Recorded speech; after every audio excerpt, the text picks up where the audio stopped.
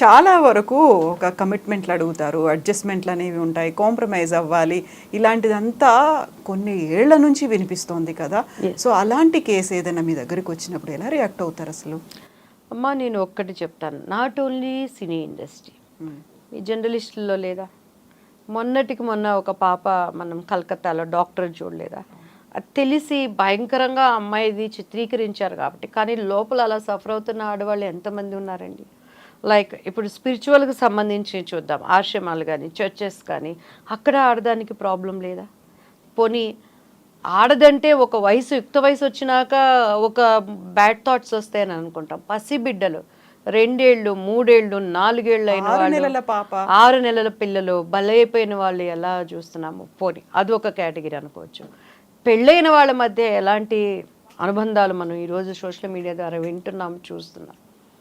So అలా అనుకుంటే youth పిల్లలు కాలేజీకి వెళ్ళే నా బిడ్డ వయసు వాళ్ళు కానీ ఎన్ని అక్కడ ఫేస్ చేస్తున్నారు. సో అనాది నుంచి కూడా మనం ఏ రంగంలో ఉన్నా కూడా ఆడదానికి ప్రాబ్లమ్స్ తప్పవండి.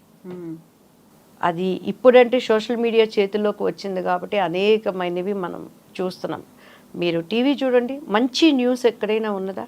ఈరోజు ఈ మంచి జరిగింది, ఈరోజు ఇది మంచిగా ఉన్నది అంటే మన చేతిలో సెల్ ఫోన్స్ కానీ ఎక్కడ చూసినా చెడు, ఎక్కడ చూసినా దుర్మరణాలు ఎందుకు వస్తున్నాయి అంటే మన సమాజాన్ని మనం కాపాడుకోలేని విధానాన్ని బట్టేనండి. మీరు నమ్ముతారా, ఇప్పటికీ కూడా మా ఇంట్లో మాకు డ్రింక్స్ అలవాట్లేదు, కాఫీలు టీలు అలవాట్లేదు. ఇలా ఎప్పుడైనా బయటికి వచ్చినప్పుడు మాత్రం జస్ట్ మనకి ఆకలేసిందన్నా కూడాను, లేకపోతే ఇంకొకటి కానీ దానికి ఎడిక్ట్ అయితే నేను కాదు. జస్ట్ ఆ ఆకలిని చంపుకోవటానికో, లేకపోతే జస్ట్ ఒక టైం పాస్ మనం మాట్లాడటానికి, అది కూడా ఒక 3-4 ఇయర్స్గా నాకు కాఫీ టీ అలవాటు అయిందండి. ఇప్పటికీ కూడా మీకు కావాలంటే స్టిల్ నేను ఇప్పుడు సెల్ ఫోన్ ఆన్ చేసి మా మమ్మీతో మాట్లాడతాను. మమ్మీ ఏం చేస్తున్నావు అమ్మ, బాగున్నావు అంటే బాగున్నాను తల్లి, ఏం చేస్తుంటే ఊరికే తమాషకి ఇప్పుడైనా మాకు కాఫీ తాగుతున్నావు అంటే అబ్బేచి కాఫీ తాగుతున్నావా, వద్దమ్మా అది గ్లామర్ పోతుంది, కాఫీలు తాగితే కళ్ళ కింద నల్లగా అయిపోతుంది, లేదమ్మా కాఫీలు కూడా తాగమని డాక్టర్స్ చెప్తున్నారు, హార్ట్కి మంచిదమ్మా అని చెప్తే వద్దమ్మా పలసగా మజ్జిగ చేసుకొని తాగు. సో అలా సిస్టమ్స్లో మేము పెరిగాం కాబట్టి అండి, పాపం మన కళ్ళెదుటికి వస్తున్నా, ఎదుటి వాళ్ళు మనల్ని ఎన్ని నిందలేస్తున్నా మాకు తెలియకుండానే మా తల్లిదండ్రులు ఒక ఆడదంటే ఒక స్ట్రాంగ్గా ఎట్లా ఉండాలి, నువ్వు చేయగలవమ్మా అనే మోటివిటీని నాలో తెలియకుండానే పెంచారు. సిచ్యువేషన్స్ ఎట్లా ఉన్నా కూడా మనం ఎదుర్కోగలం. మన బిడ్డలకు అది నేర్పించాలండి. మన పిల్లలు ఇప్పుడు ఈ నవ్వే జనరేషన్కి అది చాలా అవసరం. మా బాబు మొన్న అదే చెప్తున్నాడు, మమ్మీ నీకు మేము ఇలాంటి మంచి పిల్లలు పుట్టినందుకు నువ్వు చాలా సంతోషపడాలి తెలుసా అని అన్నాడు. ఎందుకు నాన్న అని అన్నాను. బాగానే గీకుతావు కదా మమ్మీ కార్డులన్నీ, ఎప్పుడు చూసినా మమ్మీ కార్డు ఇవ్వండి, ఇంకేంట్రా నువ్వు బాధ పెట్టేదంటే, మా ఫ్రెండ్స్ అందరూ ఇక్కడ ఏంటో తెలుసా మమ్మీ, 2 యూఎస్ఏలో ఉంటున్నారండి. హాలిడేస్ వర్క్ అంతా చేసుకుంటారు, వాళ్ళ పాపం పార్ట్ టైం జాబ్స్, స్కూల్కో కాలేజెస్కో వెళ్ళి టైం దొరికిందంటే ఫ్రెండ్స్తో కలిసి పబ్బులకి వెళ్తారు, లేకపోతే ఎంజాయ్మెంట్స్కి పోతారు. నేనైతే జిమ్కి వెళ్తాను, తరుణ్య అయితే అక్కడ కమలక్క అని మాకు మంచి ఫ్యామిలీ ఫ్రెండ్స్ ఉన్నారు, వాళ్ళ ఇంటికి వెళ్ళి అక్క దోశ పెడతారని హాయిగా తిని నిద్రపోయి దాన్ని ఎక్సర్సైజ్ చేసుకుంటుంది. నీకు ఇటువంటి పిల్లలు ఎక్కడ దొరుకుతారు మమ్మీ అంటారు. నేను చెప్తాను, నిన్ను ఆ ట్రాక్లోకి తీసుకెళ్ళటానికి మమ్మీ ఎలా కష్టపడిందో నీకు తెలుసా, మమ్మీ నీకు ఏమేం చెప్పిందో నీకు తెలుసా అన్నప్పుడు ఓకేలే మమ్మీ, అదే ఓకేలే.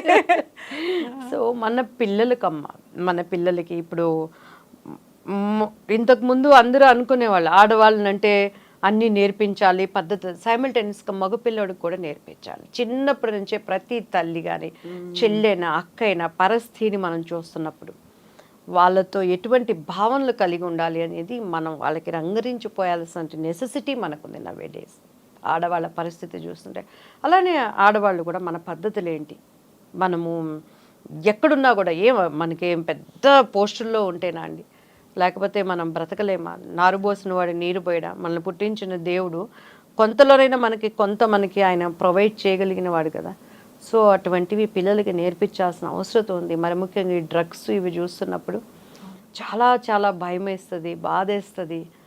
అండ్ మనం ఎంత సంపాదించుకుంటే ఏముందమ్మా, ఇప్పుడు పెద్ద పెద్ద కుటుంబాలలో రాజకీయ నాయకులు కానీ, ఇటు సినీ రంగం కానీ, వ్యాపారస్తుల్లో కానీ వాళ్ళ బిడ్డలు డ్రగ్స్కి అలవాటు అయిపోయి బయటికి చెప్పుకోలేక పరువు మర్యాదలకు మళ్ళీ కవర్ చేసుకుంటూ వాళ్ళకున్న అధికారాన్ని బట్టి డబ్బులను బట్టి చూస్తుంటే దేవుడికి దండం పెట్టి ఇంకేం అడగక్కర్లేదయ్యా, మేము ఈ భూమి మీద ఉన్నంత కాలం మాకు నా పిల్లలు ఇలా వెళ్ళటానికి సహాయం చేయని కోరుకోవటం తప్పించి ఇంకేం అడగక్కర్లేదు.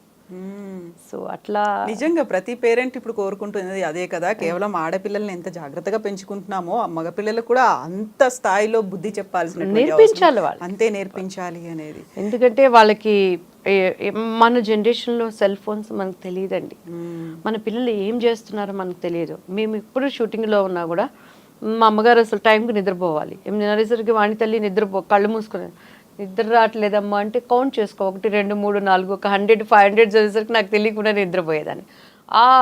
దీంట్లో పెరిగా. ఇప్పుడు మన పిల్లలు 24 hours సెల్ ఫోన్స్ చేతిలో ఉంటాయి, ఏది కావాలన్నా చూస్తానికి అక్కడ అవకాశం ఉంది.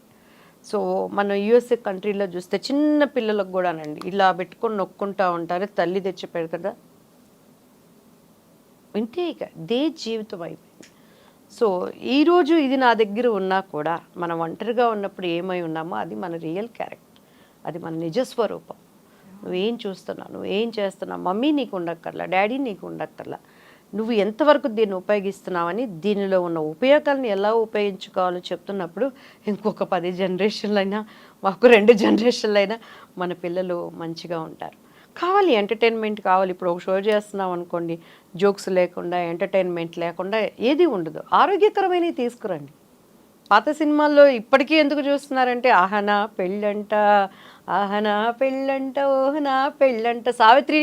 ఈ జనరేషన్ కూడా బుట్ట బొమ్మలాగా ఎందుకు చూస్తున్నారు? అక్కడ ఏమైనా వల్గారిటీ ఉందా? మరి అప్పట్లో వాళ్ళు చేసుకున్న ఫంక్షన్స్ లేవా? అక్కడ ఏమైనా అసహ్యం ఉందా? అలా ఉన్న సావిత్రి గారి లాస్ట్ డేస్ వచ్చేసరికి ఆమె ఏమైపోయారు? సో అట్లా ఉండి అలానే ఉందంటే ఇప్పుడు ఉన్నది ఏంటి? ఎక్కడ చూసినా ఉన్నదంటే మన పనులు మనం చేసుకుంటూనే మన కుటుంబ వ్యవస్థని మనం సరి చేసుకుంటున్నప్పుడు బయట వాటికి చెప్పాలి. మా వాళ్ళు ఇప్పటికీ అంటారు, ఇక్కడున్నా కూడా పిల్లలు డైలీ ఇప్పటికీ కూడా అండి, మార్నింగ్ లేవగానే ఫస్ట్ కాల్ వాళ్ళు అక్కడ అమెరికాలో ఉన్న వాళ్ళతో మాట్లాడి, మా ఇంట్లో వర్కర్స్కి తెలుసు నేను పిల్లల కోసం ఎంత ఎందుకంటే ఫ్రాక్షన్ ఆఫ్ సెకండ్స్ చాలు వాళ్ళు, మనం బ్రతుకుతున్నదే వాళ్ళ కోసం, వాళ్ళ డిస్ట్రాక్ట్ అవ్వడానికైనా స్పాయిల్ అవ్వడానికైనా.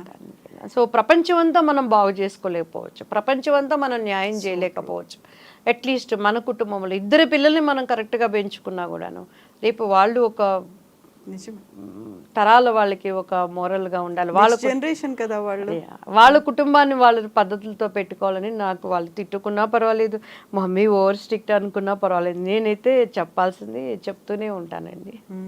ఇప్పుడు మనం మీరు ఆల్మోస్ట్ దివ్యవాణి గారు 50 సినిమాలకు పైగా చేశారు కదా, ఆల్మోస్ట్ అన్ని south Indian languages, Telugu, Tamil, Malayalam, Kannada అన్నిట్లలో చేశారు. వెరీ రీసెంట్గా మలయాళ ఫిల్మ్ ఇండస్ట్రీకి సంబంధించి కాస్టింగ్ కౌచ్ మీ టూ మూవ్మెంట్ అనేది జస్టిస్ హేమా కమిటీ రిపోర్ట్ వచ్చింది 2017లో. అంటే అంతకు ముందు వచ్చినటువంటి కాస్టింగ్ కౌచ్ కంప్లైంట్స్కి సంబంధించి వెరీ రీసెంట్గా వచ్చినటువంటి రిపోర్ట్లో హీరోయిన్లే కాదు, క్యారెక్టర్ ఆర్టిస్టులే కాదు, జూనియర్ ఆర్టిస్టుల దగ్గర నుంచి మహిళలు ఎదుర్కొంటున్నటువంటి కష్టాలు ఫిల్మ్ ఇండస్ట్రీలో ఏమనిపిస్తుంది ఇలాంటివన్నీ మీరు చూసినప్పుడు? చాలా బాధ అనిపిస్తుంది అండి. అసలు అప్పుడు వచ్చిన రిపోర్టుని ఇంతవరకు దానిని బయటికి రాకుండా దాచిపెట్టారు అంటేనే, సో ఇంకా నిజాలని అది ఆడైనా మొగైనా ఎంత అణగదొక్కుతున్నారనేది మనకు అర్థమైపోతుంది.